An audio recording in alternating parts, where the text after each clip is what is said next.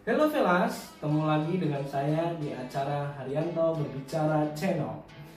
Jadi pada video kali ini saya akan berbicara tentang lulus kuliah langsung dapat kerja. Nah teman-teman semua, siapa sih yang nggak pengen lulus kuliah langsung dapat kerja? Saya yakin semua pasti pengen ya, begitu lulus kuliah langsung dapat kerja. Nah teman-teman, biasanya setelah teman-teman wisuda itu akan muncul banyak pertanyaan, bisa dari orang tua kita, adik kita, kakak kita, tetangga, saudara, tetangganya tetangga, saudaranya saudara, itu akan banyak bertanya. Habis wisuda mau ngapain nih? Mau kerja di mana? Mau bisnis apa? Mau lanjut S2 atau mau nikah dan lain sebagainya. Nah, tapi di sini saya akan berbicara tentang begitu teman-teman lulus kuliah itu bisa langsung dapat pekerjaan. Nah teman-teman, pengalaman ini bermula dari pengalaman pribadi saya ya teman-teman semua. Kenapa? Karena saya 2 bulan sebelum wisuda saya sudah mendapatkan pekerjaan. Jadi saya wisuda di bulan Juli tahun 2015, di bulan Mei tahun 2015 saya mendapatkan pekerjaan. Nah pada waktu itu saya bekerja di salah satu NGO. Kebetulan waktu itu ada dokter dari Michigan University Amerika Serikat yang sedang melakukan penelitian di Lampung, tepatnya di Taman Nasional Bukit Barisan. Jadi pada saat itu saya bertugas sebagai research assistant selama 3 bulan untuk menemani si calon dokter ini melakukan penelitian di wilayah Lampung Barat, terutama di perbatasan atau di sekeliling Taman Nasional Bukit Barisan. Dan waktu itu bayarannya juga lumayan. Saya dibayar itu per hari $30, atau artinya pada tahun 2015 itu kalau nggak salah $1 itu 14.000. Jadi saya per hari itu kurang lebih dapat sekitar Rp420.000. Tentu gede banget dong, duitnya itu bisa saya pakai untuk biaya wisuda saya. Nah teman-teman pengen tahu gimana rahasianya saya bisa dapat pekerjaan sebelum wisuda? Yuk ikutin 3 tips yang saya berikan, yang saya kasih nama PKK. Yang pertama adalah P, planning. Planning atau perencanaan. Jadi perencanaan itu sangat penting ya teman-teman semua dalam menentukan arah dan tujuan kita. Jadi ada pepatah yang bilang if you fail to plan, it means you plan to fail. Yang artinya jika kamu gagal berencana, berarti kamu merencanakan untuk gagal. Nah ini sangat penting. Jadi teman-teman pada saat masuk kuliah atau mungkin di semester pertengahan atau di semester akhir itu harus benar-benar clear dalam membuat sebuah rencana, harus benar-benar firm dalam membuat rencana. Saya mau kerja di mana setelah wisuda, apa saya mau melanjutkan S2 atau saya mau menikah atau lain sebagainya, itu harus ditentukan oleh teman-teman semua. Kenapa? Karena ini begitu teman-teman sudah buat rencana, secara otomatis teman-teman akan mempersiapkan segala sesuatunya untuk bisa mencapai rencana teman-teman semua. Jadi sangat penting ya, kalau menurut saya rencana itu sama aja dengan fondasi ataupun motivasi diri kita. Kemudian yang kedua adalah K. K di sini adalah kompetensi. Jadi teman-teman juga harus membekali diri teman-teman dengan kompetensi-kompetensi yang dibutuhkan.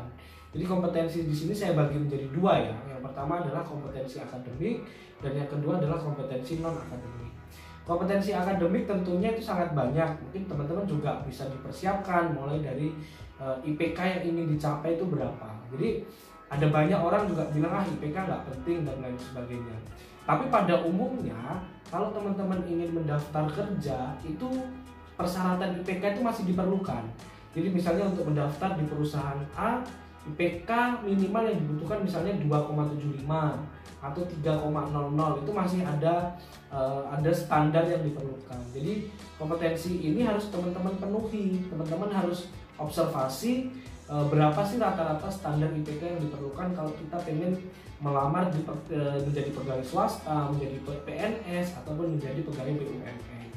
Kemudian selain kompetensi IPK, teman-teman juga harus membekali kemampuan teman-teman public speaking ya. Public speaking ini atau kemampuan berbahasa asing. Jadi teman-teman juga harus belajar tentang bahasa asing yang lagi diperlukan. Misalnya bahasa Inggris, bahasa Mandarin, bahasa Korea dan lain sebagainya. Karena sekarang ini dengan sistem bisnis yang global itu semuanya menjadi memungkinkan terjadi pertukaran karyawan antar negara, sehingga diperlukan bahasa asing untuk menunjang kompetensi teman-teman.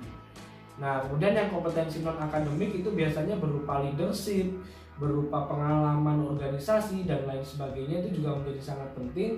Kenapa? Biasanya kalau teman-teman aktif mengikuti kegiatan-kegiatan atau proyek dan lain sebagainya, itu teman-teman punya kemampuan analisa, punya kemampuan problem solving dan lain sebagainya.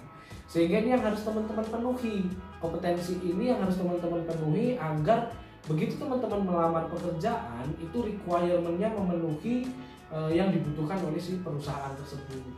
Kemudian yang ketiga yang gak kalah penting adalah koneksi atau jaringan. Jadi koneksi di sini bukan berarti orang dalam ya teman-teman ya, tapi koneksi di sini adalah lebih ke pergaulan. Jadi kalau kita di kampus itu biasanya kalau kita aktif berorganisasi itu kita akan punya teman-teman dari berbagai macam universitas, berbagai macam fakultas dan lain sebagainya. Dan itu akan menunjang informasi itu kita bisa peroleh dari mereka. Nah, selain itu juga menjalin hubungan baik dengan alumni dan dosen dan lain sebagainya. Jadi kalau tadi saya sebelum wisuda saya dapat pekerjaan pertama dengan durasi kontrak 3 bulan.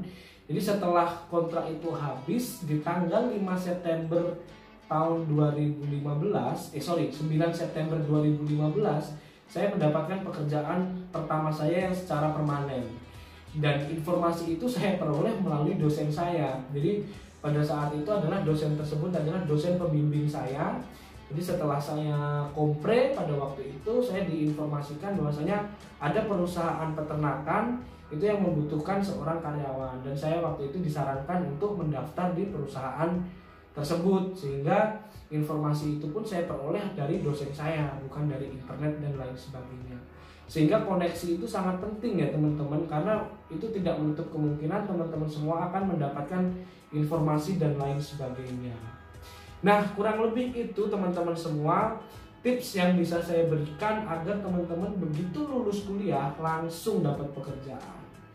Jika dirasa informasi ini penting, jangan lupa klik tombol like, subscribe, comment, and share ke teman-teman kalian biar saya semakin semangat dalam membuat konten ini. Terima kasih dan salam semangat.